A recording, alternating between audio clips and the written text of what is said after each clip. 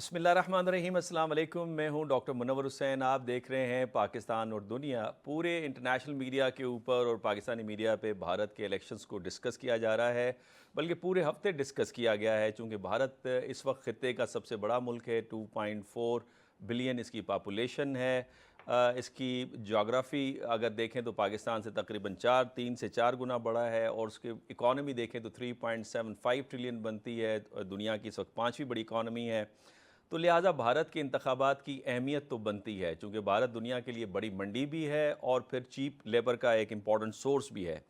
लेकिन ख़ित्ते में इसलिए भी इम्पॉर्टेंट है कि भारत की जो भी पॉलिटिकल पार्टी पावर में आती है, उससे ख़ित्ते का मुस्तकबिल तय होगा कि सिक्योरिटी क्या रहेगी, क्या कनेक्टिविटी एंड ट्रेड का दौरा चलेगा या नहीं चलेगा। सवालात यहाँ पे ये पैदा होते हैं कि हुकूमती इत्तेहाद ने क्या खोया क्या पाया, सादा अक्सरियत हासिल करने में क्यों कर ये नाकाम रही, और इस इंतखाबात में बहुत सारी तब्दीलियाँ हम देख रहे हैं। उत्तर प्रदेश जो बीजेपी का गढ़ था, वहाँ पे क्यों कर शिकस्त हुई, मुसलमान इस इलेक्शंस को किस तरह से ले रहे हैं, कांग्रेस की इस हवाले से नई हिकमत अमली क्या होगी, क्या वो हुकूमत बनाने का अटैम्प्ट करेगी, पाकिस्तान भारत का मुस्तकबिल क्या होगा, क्या जो मुसलमान हैं उसको समझते हैं कि उनका नाइटमेयर का जो दौर था वो उसका ख़ात्मा हुआ। मुख्तलिफ़ थीसिस हमारे सामने आ रहे हैं। एक तरफ हमारे साथ जस्टिस मार्कंडे का थीसिस भारत से आ रहा है, जो ये समझते हैं कि मुसलमानों के वो काला दौर और वो अंधेरी रात का ख़ात्मा हुआ। जबकि हमारे यहाँ जाहिद हुसैन साहब हैं, डॉन में उन्होंने आर्टिकल लिखा है, जिनके थीसिस उनका ये है कि ये वीक तो है but still it is lethal. आज के इस इम्पॉर्टेंट मौजू पे बात करने के लिए हमारे पास बहुत ही स्ट्रॉन्ग पैनल है। हमें भारत से ज्वाइन किया है जस्टिस मार्कंडे, किसी तारुफ के मोहताज नहीं है। पाकिस्तान भारत की सुप्रीम कोर्ट में आप जस्टिस के तौर पे आपने सर्व किया है। बैरिस्टर हामिद बाशानी किसी तारुफ के मोहताज नहीं है, टोरंटो से आपने अपना कीमती वक्त दिया है। और उसके साथ हमारे यहाँ मौजूद हैं स्टूडियो के अंदर फ़ज़ल अब्बास मेकन साहब, डॉक्टर कमर चीमा तो हमारे इस के परमानेंट फ़ीचर हैं प्रोग्राम के। सबसे पहले अगर मार्कंडे साहब आप इजाज़त दें कि आपसे शुरुआत करें, ताकि आप भारत के अंदर हैं और आपने एक आर्टिकल भी लिखा है जिसका टाइटल ये था या थीसिस ये है कि नाइटमेयर जो है मुसलमानों के लिए, इंडियन मुस्लिम्स के लिए ओवर हो चुकी है। इसकी कैसे वजाहत करेंगे जस्टिस साहब? They are descendants of Hindu converts. इनके ancestors Hindus थे, किसी वजह से convert हो गए, but they were never foreigners. They were always living in India. तो बिल्कुल झूठ बोला कि इंडिया के जो मुस्लिम्स हैं, they are foreigners. They were even their ancestors, and they were never foreigners. They always lived in India. And remaining 5% जो बाहर से आए थे, वो भी इंडियनाइज हो गए. जैसे for example Babar was an invader, but his grandson Akbar was not an invader. वो तो यहीं पैदा हुआ था और यहीं ही identified himself with India. He work for the prosperity of the Indian people. तो even those 5% you can't call foreigners. तो लिहाजा ये नफरत जो फैला, पूरी पॉलिटिक्स इनकी बस हेट्रेड अगेंस्ट मुस्लिम पे चली. मगर थैंक गॉड अब जाके ये खत्म हो गई, क्योंकि अब जो नतीजा आया है कि इनकी अब मेजॉरिटी नहीं है हमारे पार्लियामेंट में. He has not only BJP has got 240 seats when 273 is required for a majority. तो it has been reduced to a minority government. तो मैंने अभी एक ट्वीट किया है ट्विटर पे, देखिएगा. Thank God this venomous cobra has been defanged. ये नाक था, ये हम लोग सबको काट रहा था. 10 साल इसने हम लोग की, मतलब नॉट ओनली मुस्लिम, हिंदूज की भी जिंदगी नरक कर दी. कोई इसके खिलाफ बोले उसको उठवा ले जाता था. He was a gangster, गुंडा था, बदमाश गुंडा. और हमारी ये मिसफॉर्च्यून है कि 10 साल हमारा ये प्राइम मिनिस्टर बना रहा. मगर थैंक गॉड नाउ अब ये बैसाखी पे चलेगा, क्योंकि जो दो अदर पार्टीज आ गई हैं उनके बगैर चला ही नहीं सकता. वो भी बड़े ब्लैकमेलर्स हैं. ये नीतीश कुमार बिहार के चीफ मिनिस्टर और चंद्रबाबू नायडू यहाँ आंध्र प्रदेश के. अब ये डिमांड करेंगे ल्यूक्रेटिव पोर्टफोलियोज और डिमांड करेंगे स्पेशल स्टेटस. और यानी अब ये जो चाहे करता था. गुंडा है ये मोदी, गुंडई पे चलाई इसने पूरी अपनी पॉलिटिक्स. अब ये इसकी गुंडई सब निकल गई है. अब he will not be the same Modi even when if he become prime minister, which I think he will. But it will be in a coalition government where he will a minority government. So he will not be the same Modi he will be only a shadow or a sort of a weak kind of Modi. वो बात नहीं रहेगी जो ये जो चाहे बाएं दाएं करते थे, अब ये बैसाखी पे चलेंगे। जी जस्टिस साहब अगर इजाज़त दें, बैरिस्टर हामिद बाशानी को भी हम इस डिस्कशन में शामिल करें। बैरिस्टर साहब, जिस तरह से थीसिस दिया जस्टिस साहब ने कि नाइटमेयर इज़ ओवर, और ये जो नारा लगता था आपकी बार 400 बार, आपको लगता था कि कॉन्स्टिट्यूशन के अंदर फंडामेंटल चेंजेस आ जाती और जो पूरी दुनिया के अंदर एक परसेप्शन थी और कुछ इंडिया के अंदर भी परसेप्शन थी कि कॉन्स्टिट्यूशन तब्दील हो जाएगा और पूरी शक्ल और हैयत जो है भारत की वो तब्दील होकर रह जाएगी? देखें जी, ये जो इलेक्शन का प्रोसेस होता है उसमें आप देखते हैं लोगों को अपनी पसंद और नापसंद के हवाले से कि एक लीडरशिप आपको पसंद है, पार्टी पसंद है या नापसंद है, तो आप उसी हवाले से तज्ज़िये भी देते रहते हैं, जो कि हो रहा है इस वक्त इंडियन सब कॉन्टिनेंट में। तो ये ऐसी कोई बात नहीं थी। इंडियन कॉन्स्टिट्यूशन, जैसा कि अभी जस्टिस साहब ने भी कहा है कि उसके इंडिया के अंदर जो एक सोसाइटी जिस तरीके से डेवलप हो गई है और उसके जो हिस्टोरिकल रूट्स हैं, जो डाइवर्सिटी है, जो रंगारंगी है, उसको अब इस तरह के कॉन्स्टिट्यूशनल अमेंडमेंट्स के ज़रिए और इस तरह के बिल और एक्ट पास करके तो उसको अपनी मर्जी से जो है वो ख़त्म नहीं किया जा सकता। मुझे इस तरह का कोई खौफ नहीं था।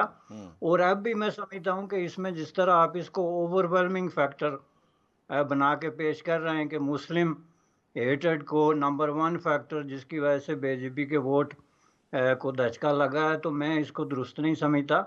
मैं समझता हूँ कि इंडिया का इस वक्त जितने भी वहाँ कुछ हो रहा है, हैपनिंग्स हैं, वो सब सोशो इकोनॉमिक नुक्ता नज़र से देखी जानी चाहिए। चूँकि इंडिया जिस तरीके से इस वक्त ग्रो कर रहा है या अपनी स्पेस बना रहा है इंटरनेशनल एरिना में, वो एक इकोनॉमिक पावर के तौर पे बना रहा है। तो सवाल ये है कि इससे इकोनॉमी का इलेक्शन पे क्या असर पड़ा। तो मैं आपको एक छोटी सी मिसाल देता हूँ। गुज़श्ता 10 साल में इन्होंने बता दिया कि उस फ्रंट पे उन्होंने क्या किया, जो one of the many factors है। लेकिन इसमें सबसे बड़ी मिसाल गुज़श्ता 10 साल में जो भारत की पर कैपिटा इनकम थी जी, वो 7,000 से बढ़ के तो सिर्फ 11,000 हुई है गुज़श्ता 9 साल में, 2014 के बाद। जबकि इसके मुकाबले में चाइना की पर कैपिटा इनकम 12,000 से जंप करके 24,000 हुई है। और इस तरह दीगर ममालिक के साथ आप उसको, ये लंबा हो जाएगा, लेकिन अगर कंपेयर करके देखें तो बुनियादी तौर पे ये जो रनिंग पार्टी थी, वो जो जिस चीज़ पे बैंकिंग कर रहे थे कि हमने कोई बहुत बड़े इकनॉमिक हासिलात हैं, हमारी कोई सक्सेस है, वो असल में इंडिकेटर्स और इशारे उसको सपोर्ट नहीं कर रहे थे, जिसको वोटर्स ने रिफ्लेक्ट किया है मुख्तलिफ जगहों पे, जिसकी वजह से उनकी सीटें जो है वो कम हुई हैं। और इसमें सबसे बड़ा फैक्टर इनइक्वालिटी है। ये जो इनकी पॉलिसी थी ट्रिकल डाउन इकोनॉमी की पॉलिसी, ये नाकाम हुई, जिसकी वजह से गुर्बत बढ़ी है। और उसकी वजह से जो शेयर था इनकम में, उसमें ज़ाहिर है एक डिस्पैरिटी आई। तो लोगों ने तो यहाँ तक कंपेयर करना शुरू कर दिया कि भाई ये तो ब्रिटिश कॉलोनियल राज वर्सेस बिलियनर राज वाली बात हो गई कि इतनी इनइक्वालिटी तो अंग्रेज़ों के दौर में भी नहीं थी और अकबर के दौर में, जैसा कि कहा है जस्टिस साहब, में डेफिनेटली नहीं थी। जाहिर है उसको कंपेयर भी नहीं किया जा सकता। लेकिन ये जो इकोनॉमिक फैक्टर्स थे, इनकी वजह से लोगों ने ये रियलाइज़ किया कि ये पॉलिसियां जो हैं जिस तरह पेश की जा रही हैं वैसे नहीं हैं, और उसका ये रिजल्ट निकला। तो इस तरह भारत के मुख्तलिफ हिस्सों में मुख्तलिफ सेगमेंट ऑफ सोसाइटी ने अपने अपने तौर पे उसको रिएक्ट किया है। कश्मीर में आप देखें तो इसको टोटली एक डिफरेंट अंदाज में जो है वो रिएक्ट किया, जो कि एक हिस्टोरिकल है कि जिस तरीके से वहाँ की बड़ी बड़ी लीडरशिप जो है उसको वोट आउट किया गया या उनके खिलाफ लाखों की तादाद में वोट आए, उसकी बिल्कुल डिफरेंट रीजंस हैं। तो इस हवाले से अगर आप इसको न्यूट्रल होकर देखें तो मैं समझता हूँ कि ये जो इकानॉमी है उसने मेन रोल प्ले किया है। प्लस ये छोटे छोटे फैक्टर जिसमें ह्यूमन राइट्स का इशू आ गया, मुस्लिम जो हवाले से जो इश्यूज हैं या इस तरह की दीगर जो पॉलिसीज थी वो हैं, लेकिन मेन फैक्टर जो है वो इनइक्वालिटी है जिसको प्रॉपरली एड्रेस नहीं किया जा सका। बिल्कुल ठीक है। डॉक्टर आपके साहब, साथ आपने आपने गुफ्तगू सुनी जस्टिस मार्कंडे की और बैरिस्टर बाशानी साहब की।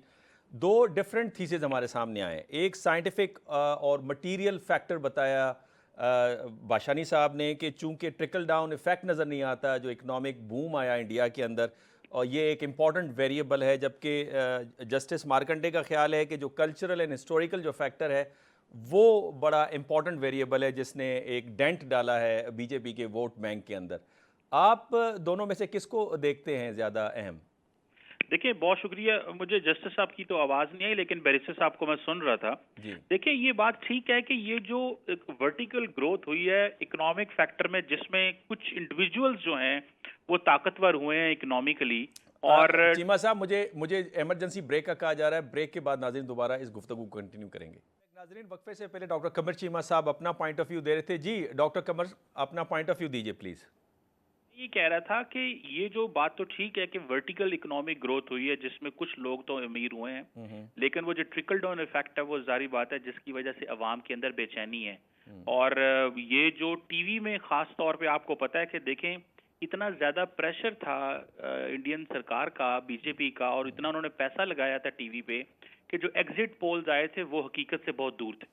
और ये सिर्फ वो एग्जिट पोल्स ने जो चीजें डिपिक्ट की उससे उल्टा हर एक को टीवी की क्रेडिबिलिटी पे भी जारी बात है क्वेश्चन मार्क लग गया।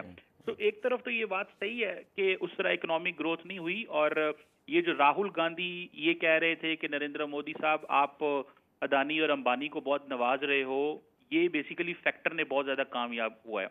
दूसरा जो फैक्टर है जिसकी जस्टिस साहब भी बात कर रहे हैं, ये जो खौफ था कि जी जो कॉन्स्टिट्यूशनल प्रोटेक्शन जो शेड्यूल्ड कास्ट और शेड्यूल्ड ट्राइब्स और जो माइनॉरिटीज से हटा ली जाएंगी, और जो उस तरह प्रिविलेज्ड क्लासेस नहीं है उनसे जो कॉन्स्टिट्यूशनल प्रोटेक्शंस हटा ली जाएंगी, इसने बेसिकली बहुत ज्यादा डेंट डाला है।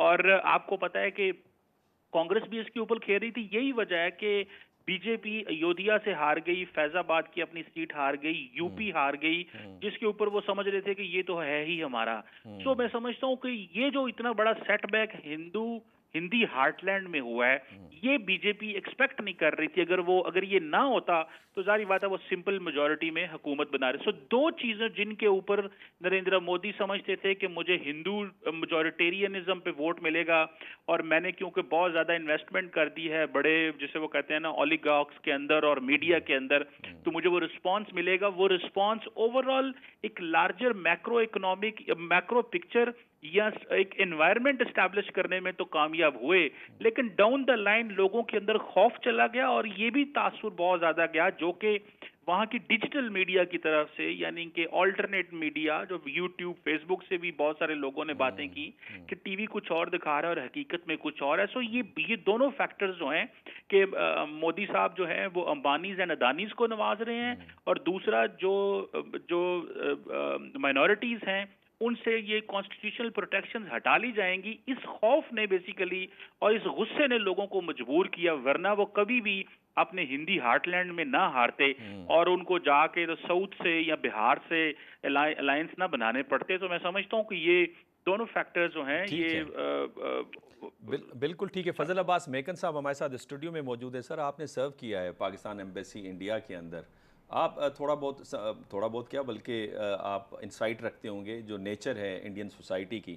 ये जो जाहिद हुसैन साहब ने आर्टिकल लिखा है डॉन के अंदर, वीक बट स्टिल लीथल, एक आर्गुमेंट ये भी आ रहा है कि चलें जी 240 लिए तो, लेकिन अभी भी हुकूमत बनाने की पोजीशन में तो हैं इत्तेहादियों के साथ। जिस तरह जस्टिस मार्कंडे ने कहा कि वो अपनी डिमांड्स मनवाएंगे, कहीं कोई मे बी स्पीकर की सीट की डिमांड करें, स्टेट्स के अंदर अच्छी की पोजीशंस की डिमांड करें, बट स्टिल इनके पास चांस तो है बीजेपी के पास कि वो हुकूमत बनाए। तो ये जाहिद हुसैन साहब का जो मेजर आर्गुमेंट है कि स्टिल लीथल है, किस पर्सपेक्टिव में लीथल है? अच्छा, मेरे इस पे जो नुक्ता नज़र है वो इन दोनों साहिबान जस्टिस मार्कंडे साहब और जाहिद हुसैन साहब के दरमियान में है। अच्छा। तो इसमें पहले इस हद तक तो मैं जस्टिस मार्कंडे साहब से इत्तफाक करता हूँ कि जैसे दाइश की जो आइडियोलॉजी है वो इस मेन स्ट्रीम इस्लाम की थॉट को और मेन स्ट्रीम मुस्लिम्स को रिप्रेजेंट नहीं करती। जो ज़ायोनिज़म है वो जूडाइज़म की मेन फेथ को और उनकी थिंकिंग को रिप्रेजेंट नहीं करता। इसी तरह ये जो हिंदुत्व आइडियोलॉजी है ये मेन स्ट्रीम हिंदुइज़म को यकीनन नहीं करता। Hinduism is the third largest religion and they are we have all the respect for them। लेकिन जिस तरह किसी भी मज़हब में ये जो एक्सट्रीमिस्ट आइडियोलॉजीज़ हैं उन्हें कंडेम करने का ये मतलब नहीं कि उस मज़हब को कंडेम किया जा रहा है। तो जो हिंदुत्व का एलिमेंट था ये तो इसका जो वो एक बनाया जा रहा था कि इनविंसिबिलिटी वो तो यकीनन शैटर हुई है। और लोगों ने ये बड़ा क्लियर मैसेज दिया है, इंडिया के लोगों ने, चाहे वो हिंदू हैं या मुस्लिम कम्युनिटी से हैं, कि हम we are not for divisive politics. Already Qamar Cheema साहब ने इशारा किया अयोध्या और यूपी का, इसमें वो भी बात काबिल ज़िक्र है कि जो अपनी सीट है वाराणसी से जो मोदी साहब की, वो जहां 2019 में 5 लाख से जीते थे तो अब वहां सिर्फ 1,52,000 का मार्जिन रह गया उनका। तो वोट बैंक कम हुआ है। वोट बैंक कम हुआ है। द इकोनॉमिक फैक्टर्स जिसकी तरफ इशारा कर रहे थे बाशानी साहब, that has come into play.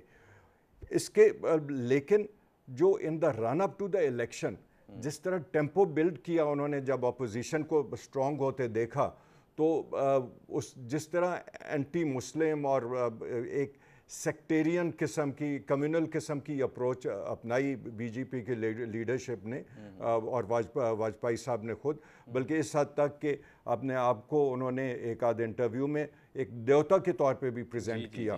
तो ये एक बिल्कुल ये तो वो मुग़ल इरा में जो बात होती थी और जो ज़िल्ले इलाही वाली, ये तो उसकी तरफ जा रही थी बात।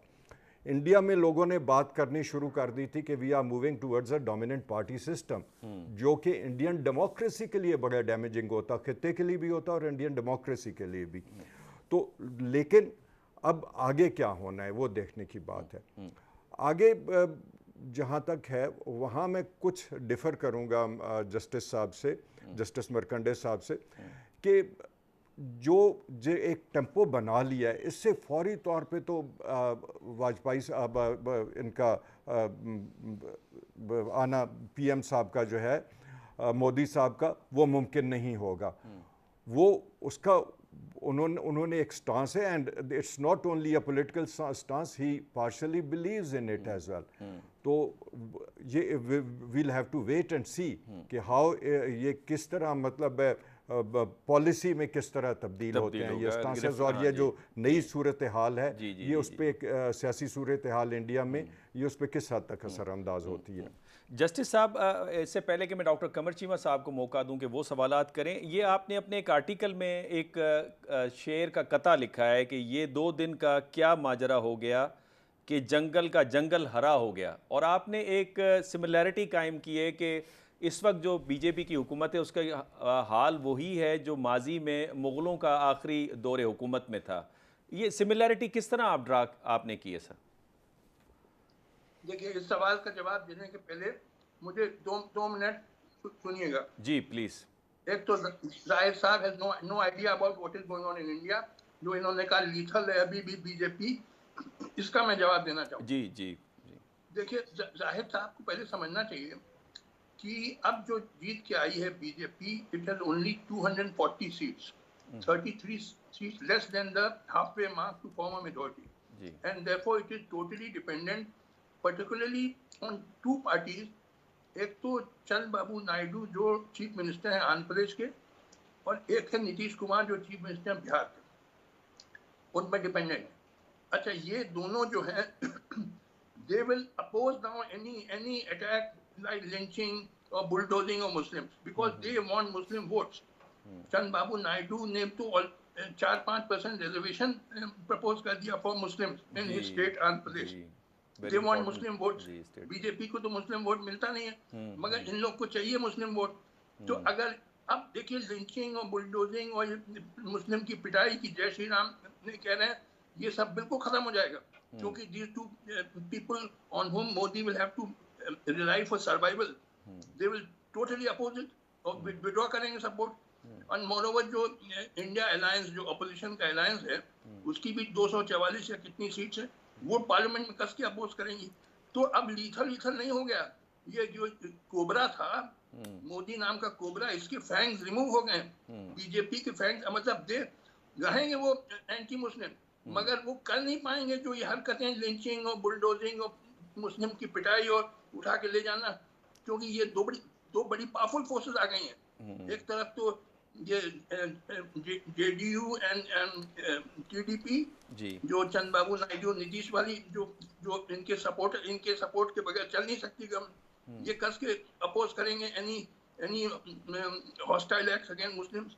और दूसरा जो अपोजिशन अलायंस जिसमें कांग्रेस और 28 पार्टीज हैं, वो पार्लियामेंट में दे विल फॉर्म 244 सीट्स, वो कस के अपोज. तो ये जाहिद साहब है नो आइडिया, ये टॉकिंग नॉनसेंस कि अब लीथल होगा. वो रहेंगे, BJP will remain anti Muslim, but they can't do what they were doing for 10 years. जो जुल्म जाती जो गुंडाई करी है वो नहीं चलेगी, क्योंकि ये दो पावरफुल फोर्सेस आ गए हैं जो इसको नहीं होने देंगे. तो अच्छा, ये तो रिलीजियस एस्पेक्ट है. अब मुझे जाने दीजिए थोड़ा सा इकोनॉमिक एस्पेक्ट पे, क्योंकि आपके कई स्पीकर बोले इनको भी कोई आइडिया नहीं about Indian what is happening in India and economy. बहुत लोग बात करते हैं कि जीडीपी ग्रोथ हो रही है. अमेरिका में लोग कहते हैं कि 7-8%. ये अच्छा, एक तो ये these figures of GDP growth are very questionable, but let us take for a minute कि हो रही है GDP growth. But the next question is who is getting the fruits of this growth? Is it just a handful of big businessmen, or is it the Indian masses? 7 individuals in India own as much wealth as the bottom half of our 1400 million population. और बढ़ती जा रही है this divide. 12 million youth are entering into the Indian job market every year. 12 million. But only 500,000 jobs are being created in the organized sector of our economy. So where do the remaining 11.5 million youth go? They become hawkers, vendors, stringers, bouncers, criminals, beggars, suicides. एक चपरासी की नौकरी government advertise करती है, 10-20 हजार application आ जाते हैं, जिसमें कई PhDs, MSc, MBA engineers begging for a चपरासी जॉब. ये हालत है. तो जो बात कर रहे हैं कि इकोनॉमी ग्रो कर रही है, ये ग्रोथ हो रही है. नहीं, वो इनका पॉइंट ऑफ व्यू, बाशानी साहब का यही पॉइंट ऑफ व्यू था. जस्टिस साहब वो यही कह रहे थे कि जो इकोनॉमी है उसका इफेक्ट ट्रिकल डाउन, उसका इफेक्ट नजर नहीं आ रहा था, निचले दर्जे पे नहीं जा रहा था. मैंने सुना उनको, आप मुझे बोलने तो दीजिए. जी sir. Every second child in India is malnourished. जी. If you go on Google, just type global hunger index and Indian child malnourishment. हर दूसरे बच्चे को ठीक से खाना नहीं मिल रहा है हिंदुस्तान में. And India has slipped from position number 101 to position number 107 out of 125 cases surveyed by Global Hunger Index, which is a reputed international agency. यानी इंडिया की पोजीशन बदतर हो गई है पाकिस्तान से, नेपाल से, नेबरिंग कंट्री, श्रीलंका, बांग्लादेश से. ये तो हमारा हाल है. 53% of Indian women are anaemic. कीमतें जो हैं आसमान छू रही हैं, जैसे आपके पाकिस्तान में भी. यानी essential commodities like food, the prices in India have gone to the sky. कैसे ऑर्डिनरी आदमी सरवाइव कर रहा है मुझे समझ में नहीं आ रहा. ये दिस इज प्रोग्रेस, ये इकोनॉमिक प्रोग्रेस हो रही. ये बातें करना कि जीडीपी ग्रो, चिल्ला रहे हैं लाइक अ पैरट. ठीक है, ठीक है जस्टिस साहब, मुझे वक्फे का कहा जा रहा है, अगर आप इजाज़त दें. नाजरीन छोटा सा वक्फा ले रहे हैं, बहुत दिलचस्प फिगर दे रहे हैं जस्टिस साहब, लेकिन यहाँ पे वक्फा एक छोटा सा लेते हैं. वक्फे से बाद जब वापस आते हैं तो इस गुफ्तगू को जारी रखते हैं. वेलकम बैक नाजरीन. वक्फे से पहले इंतहाई दिलचस्प गुफ्तगू. जस्टिस साहब ने अपने आर्ग्यूमेंट को एम्पिरिकल एविडेंसेस के साथ सपोर्ट किया और उसे क्वांटिफाई किया. बड़ी दिलचस्प गुफ्तगू है. डॉक्टर कमर चीमा साहब हमारे को होस्ट हैं. डॉक्टर साहब, आप हमारे मेहमानों से सवाल करना चाहें. जी बहुत शुक्रिया. मैं पहला सवाल तो बैरिस्टर हामिद बशानी साहब से करना चाहता हूँ. जी प्लीज. बैरिस्टर साहब, एक तरफ ये तासुर दिया गया है कि जो लोगों के अंदर खौफ डाला गया कि आपका जो कॉन्स्टिट्यूशन खतरे में है, क्या आप समझते हैं ये बड़ा फैक्टर है कि बीजेपी हिंदी हार्टलैंड से हार गई, या आप समझते हैं कि इकोनॉमी बड़ा फैक्टर है? देखें जी, जैसा कि मैंने पहले अर्ज़ किया था कि किसी भी इलेक्शन प्रोसेस और उसके आउटकम में जो फैसला कुन फैक्टर कोई एक नहीं होता, उसमें डिफरेंट फैक्टर्स होते हैं। और इस सूरत में भी ये हुआ है, इसमें डिफरेंट फैक्टर्स हैं, लेकिन सबसे बड़ा फैक्टर जो है वो इकानॉमी है, जो बुनियादी तौर पे आम आदमी को मुतासर करती है।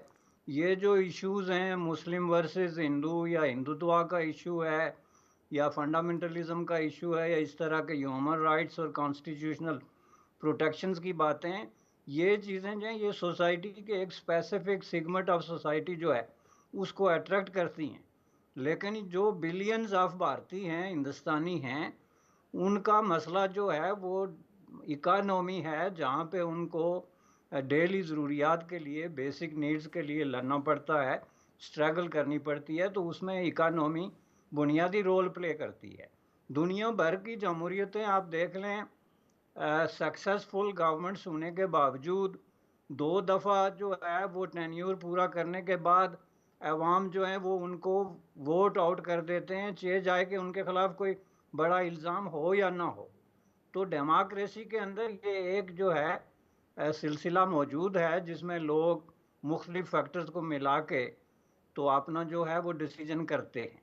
ये जो खौफ था ये कोई बेबुनियाद नहीं था। उसकी वजह ये है कि जो बरसरे इक़्तिदार पार्टी थी, उसके जब इलेक्टेड ऑफिशियल्स और मिनिस्टर्स जो हैं वो इस तरह की स्टेटमेंट्स दें कि हम इस तरह की कॉन्स्टिट्यूशनल अमेंडमेंट्स कर रहे हैं या इस तरह के कोई नए कानून ला रहे हैं जिनसे ये तासर उभरता हो कि वो मुल्क की किसी माइनॉरिटी को या किसी ख़ास सेगमेंट ऑफ सोसाइटी को नेगेटिवली इफ़ेक्ट करेगा, तो डेफिनेटली उसमें जितने बाशऊर लोग होते हैं सोसाइटी के, उसका वो सख्त नोटिस लेते हैं और उसको वो नापसंद करते हैं और उसको फिर वो ट्रांसलेट करते हैं एक मटेरियल शक्ल में इलेक्शन की सूरत में। और डेमोक्रेसीज़ में उनके पास वाहिद रास्ता एजिटेशन के बाद यही होता है। तो एजिटेशन के बाद ये रास्ता था, लेकिन इसका मतलब आप ये नहीं निकाल सकते कि हिंदुस्तान के अंदर जो एक नई सोच उभरी है, जो डिवीज़न की सोच है